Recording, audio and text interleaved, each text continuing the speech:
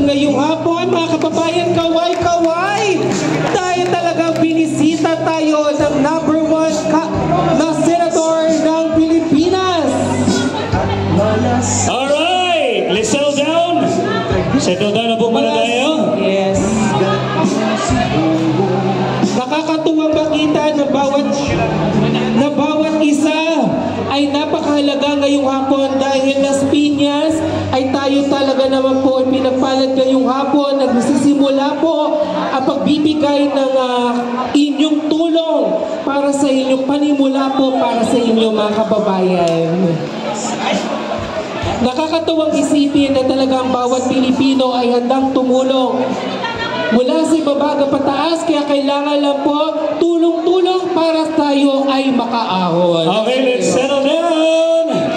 Okay, sige. At para po ipakilala ng ating panauhing pandangal, narito po ang dating Presidential Communications Office Secretary, walang iba, Martin Andanar.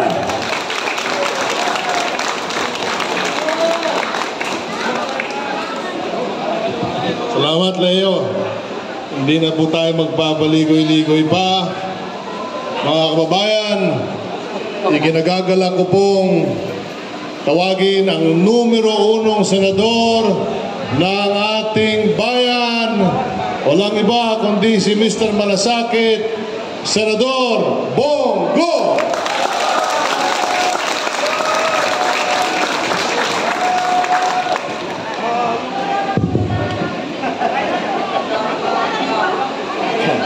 Magandang hapon po sa inyong lahat, mga kababayan ko. Kumusta po kayo? Alam kong mahirap po masunugan. Kahapon galing po ako ng Malabon. Mahigit 1,000 individual o mahigit 400 families po ang nasunugan doon. Namigay rin po ako ng tulong sa kanila. At parati kong sinasabi sa mga nasunugan. Magtulungan po tayo. May nasaktan ba rito? Wala. Wala. Importante po sa akin, walang nasaktan. Importante po sa akin ang buhay at kalusugan ng bawat Pilipino. Ang gamit po, nalalabhan. Ang damit, nalalabhan, nabibili. Ang pera, kikitain natin pag nagsipag lang tayo. Pero yung perang kikitain na hindi po nabibili ang buhay, a lost life is a lost life forever. Importante po, buhay tayo, magtulungan po tayo. Nandito po kami ngayon ng inyong mga opisyales para tumulong po sa inyo. Ako naman po, sa abot ng aking makakaya, tutulong po ako sa inyo. Kahit sang sulok ng Pilipinas, basta kaya po ng aking katawan at panahon, pupunta talaga ako. Noon pa man, may eleksyon o wala, pupunta talaga ako. Ngayon, tapos sa eleksyon, mas dapat nga nandirito kami para magserbisyo sa inyo, di ba? Hindi yung panahon lang ng eleksyon, pupunta sa mga lugar para mamigay ng tulong. Ito po yung panahon na makatulong sa inyo at makapag-iwan po ng konting ngiti sa panahon ng inyong pagdadalamhati po. Alam ko malungkot kayo, pero huwag kayo mawala ng pag-asa. Nandito po kami para bigyan kayo ng konting pag-asa po. Sa mga pasyente, kanina may dala akong cane sa inyo. At kanina may dala rin po akong wheelchair kay Manong. At sa mga pasyente na nangangailangan ng tulong, ilapit nyo lang kay konsehal, kay kapitan. Tutulong po ako sa abot ng aking makakaya. Magtulungan po tayo dahil mahalaga. Napakahalaga po sa akin ang kalusugan ng bawat Pilipino. At gusto ko pong pasalamatan ng aking mga kaibigan, mga kasamahan dito po no sa gobyerno. Dito po ang dati kong kasama noon sa administrasyon ni former President Duterte na siya po ang asawa ni Konsehal April, ang aking kaibigan si Secretary Martin Andanar, palakpakan po natin. Taga Las Piñas na rin po yan. And of course, ang ating naglilito ako kay Ma'am Mel, kay Mayora April at saka kay Councilor Aleli Aguilar. Dahil mga kaibigan ko to, para magkakamuka kasi. Kaya medyo nalito ako. And of course, ang ating masipag, number 1 na councilor po ng Las Piñas, Councilor Aleli Aguilar. Palakpakan natin. Kaya kaibigan kami at malapit ako sa kanila. Asawa po niya si Secretary Martin Andanar. Bisaya rin po ito. Palakpakan natin. Sino sa inyong Bisaya dito? Sos Mariosep, kadaghan mo na Bisaya dari sa inyo. Sinong mga Ilonggo? Lente, mga parente ko na, pinsan ko to. Lahat ng Ilonggo, pinsan ko kasi ang pangalan ko Bongo, ang pangalan mo Ilonggo. Mga pinsan. Ako po isang Batanggenyo na Bisaya. Bisaya po kami taga Mindanao. Sino taga Mindanao? Yun, mayong hapon sa inyo. Sa Muslim, Assalamualaikum sa inyo. Sino mga taga Visayas? Bulanon, Ilonggo, Waray. Sino Waray? Ako rin, Waray kwarta. Meron lang akong dalang konting tulong. At sa mga taga Metro Manila, Las Piñas, Ilocano, Bicolano, at sa ibang parte ng Pilipinas, tandaan natin, Pilipino tayo, magmahalan po tayo. Mahalin po natin ang ating kapwa Pilipino po. Naimbag na malem, marhay na aldaw kaninyo sa mga Bicolano rin po. At gusto ko rin pong pasalamatan ang ating mga opisyales, no? And of course, headed by my friend also, Mayor April Aguilar, palakpakan natin. Vice Mayor Imelda Mel Aguilar, palakpakan po natin. Congressman Mark Anthony Santos, palakpakan po natin. Ang ating mga konsehal, no? Nandirito po sila Councilor, of course, Councilor Albi Aguilar, Councilor Mac Santos, palakpakan natin. Councilor Maki Saito, palakpakan natin. Kapitana Guadalupe Guada Rosales, palakpakan natin. Ang ating mga kagawad Ray Sanchez, palakpakan natin.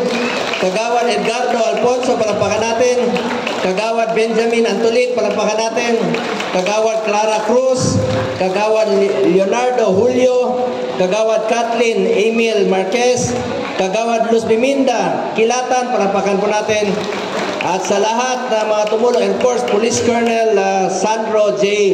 Tapalya, ang ating Chief of Police, ang ating mga uniform personnel, salamat po sa inyong lahat sa mga tumulong dito sa Las Piñas. And of course, ang ating CSWD head, Miss Loie Fe Romulo. Salamat po. LGU and barangay officials, daghan salamat. Maraming salamat sa inyo. At tumulong rin po ngayon ang Philippine Eagles, mga kuya at ate, headed by Kuya Rapi Ganya, Charter Governor, Kuya Alexander Veracruz, sa lahat po ng mga kuya na nandyan, maraming salamat po sa inyong tulong. Salamat. Mabuhay ang Agila. All members of Calabarzon, Cavite, Region 5, salamat po sa inyo mga kuya. Ngayon, meron na po akong dalang konting tulong sa inyo. Meron na po akong dalang financial assistance. Maliit naman po ito mula sa opisina ko. Pambili lang ng hapunan ninyo. Pagkain po, importante ngayon. Gamitin nyo muna ito sa pagkain, ha? Meron po akong dalang financial assistance. May dala rin po akong balde, grocery packs para sa inyo. May dala po akong container para pang-igib nyo po. At may dala rin po akong mga burger. Kumain na kayo? Buti pa kayo, kumain na. Ako hindi pa. May mga t-shirt po ako at huwag kayo magagawan. Lahat kayo may bola. Akong dalang bola. Bilang chairperson ng Committee on Sports, iniinganyo ko kayo to get into sports, stay away from drugs to keep us healthy and fit. Ilayo natin ang mga kabataan sa masasamang bisyo. Nakikiusap po ako sa inyo. At bilang chairman ng sports since 2019, alam ni Secretary Anda na riyan, nakamit natin ang first ever gold sa 2020 Tokyo Olympics at 2 gold naman tayo sa Paris Olympics. Suportahan natin ang ating mga atleta. Mag-basketball kayo, may ring kayo rito, may dala akong bola, maglaro kayo ng basketball at volleyball po. Mga kababayan ko, proud lang po ako bilang chairman ng sports. Meron tayong eskwelahan, National Academy of Sports sa New Clark City. Pwede mag-aral at the same time mag-training ang student athletes. Walang masasakripisyo. Pwede pong pagsasabayin ang pag-aaral at pagtitraining po. National Academy of Sports. Isa po ako sa author at co-sponsor ng batas na yan. Gusto kong ma-expand po ito para sa mga rehiyon po sa Mindanao at sa Visayas. Pangalawa, chairman po ako ng Committee on Youth. Sa mga kabataan, kayo ang kinabukasan ng bayang ito. At patuloy ko pong susuportahan ang mga panukalang batas na makakatulong sa edukasyon. Katulad po nung panahon ni Pangulong Duterte, yung Free Tertiary Education Act. Batas na po ito na libreng edukasyon sa mga state universities and colleges at nag-file din po ako ng expanded free tertiary education para may pagpipilian na po ang ating mga estudyante sa mga lugar na hindi ino-offer yung mga kursong gusto nila. Expanded free tertiary education. Importante po sa akin ang edukasyon ng mga kabataan. Pangatlo, dati po akong chairperson ng Committee on Health 6 years. Ngayon, vice chairperson na lang po ako dahil sa pagbabago sa Senado. At mga kababayan ko, bilang vice chairperson ng Committee on Health, 3 po ang aking naging prioridad. Malasakit Center, may Malasakit Center kayo dito sa Las Piñas, di ba? Pangalawa, Super Health Center. Ano po yun? Yung mga, it's a medium type of a polyclinic.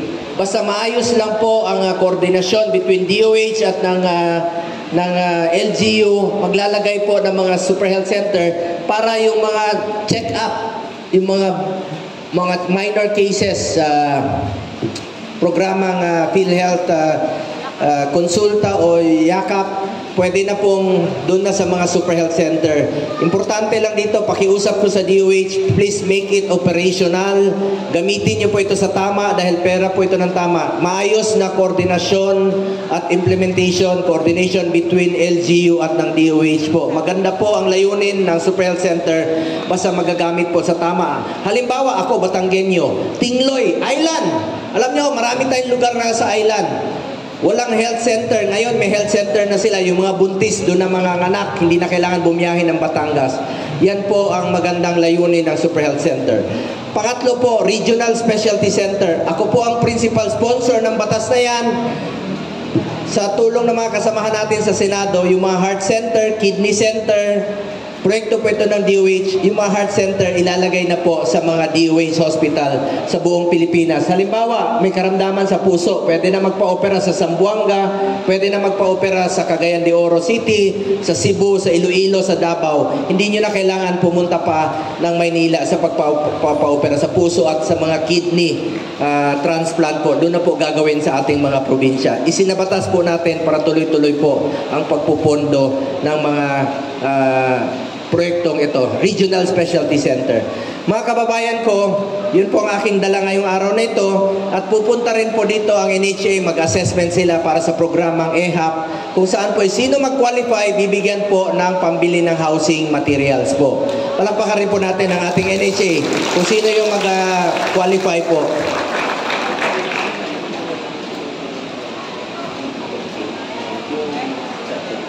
Mga kababayan ko, sabihin mo sa mga kababayan ko, hindi ko na po habaan ang aking sasabihin.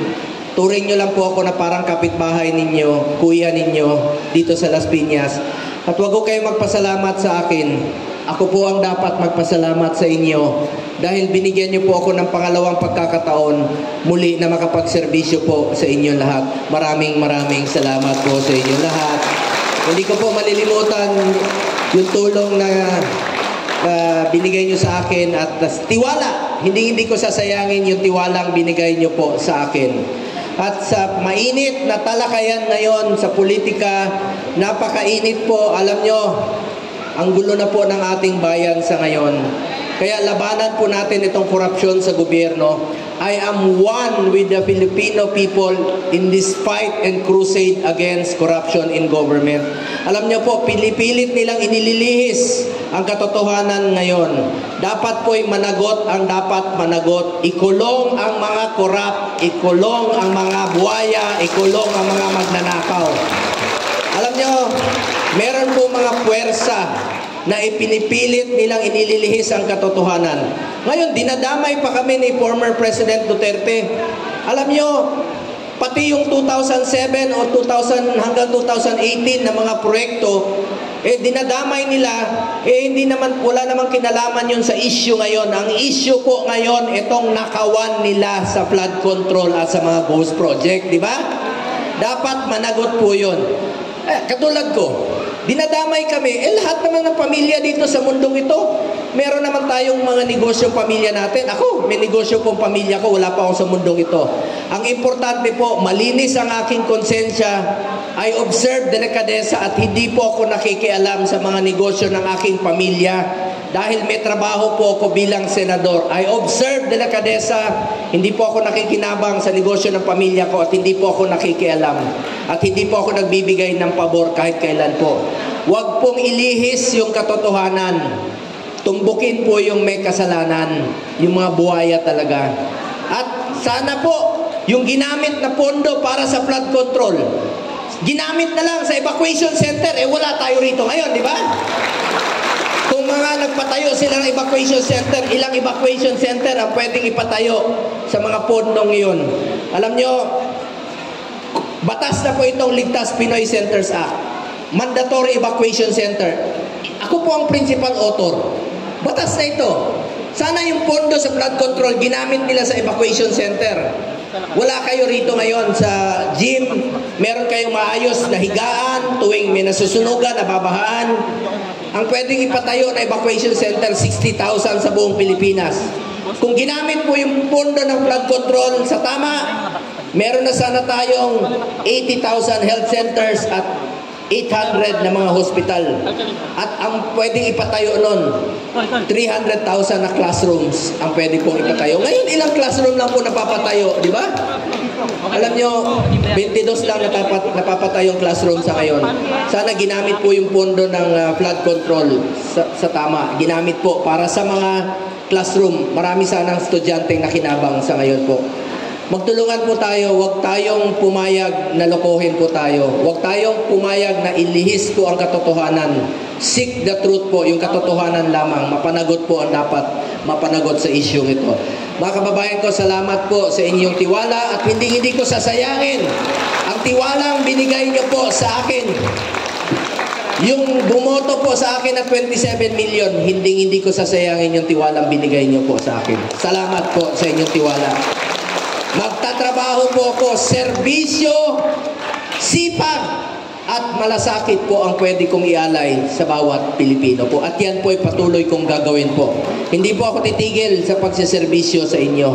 Sa abot ng aking makakaya. Hindi ko po matiis na nakaupo sa opisina habang kayo po naghihirap, nangangailangan ng tulong po. Kahit na konting tulong lamang po ito at makapag-iwan po ng konting ngiti tulad ni Manang. Yun po. Masaya na po ako, Manang, pag nakikita ko masaya kayo. Kanina naluluha ka, ngayon tumatawa ka. Masaya na po ako na makita kang masaya ngayong araw na ito. So salamat po muli sa pamilya nila Councilor April. Salamat po sa inyong lahat. Tawagin nyo lang po akong Kuya Bongo ninyo. Ay, meron pa pala ako ipaparapol rin mamaya, ha? Bukod sa inyong matatanggap, may paparapol po ako na bisikleta. Yan, bike. Pwede nyo gamitin papunta ng Tagaytay. Huwag nyo kalimutan magdala ng pambili ng gulong. Pagdating sa Tagaytay, pud-pud na ang gulong. Gusto nyo dumami yung bike? Sige, hatiin nyo. Tag-isang gulong kayo. Pero dadagdagan ko ng cellphone. Cellphone. Raffle.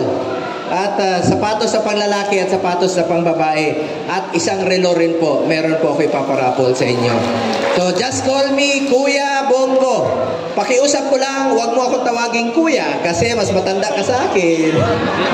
Lahat kayo, Kuya, mga Eagles, Kuya, tawagan natin. Kayo, lahat kayo, Kuya, pwede nyo akong tawagin. Madaling tandaan ang pangalan ko. Pumunta kayo sa kanto, pag traffic, anong maalala nyo? Pag gutom kayo, bibili kayo ng manok, chokes to? O, kita nyo. Anong pangalan ng dating Pangulo? Rodri?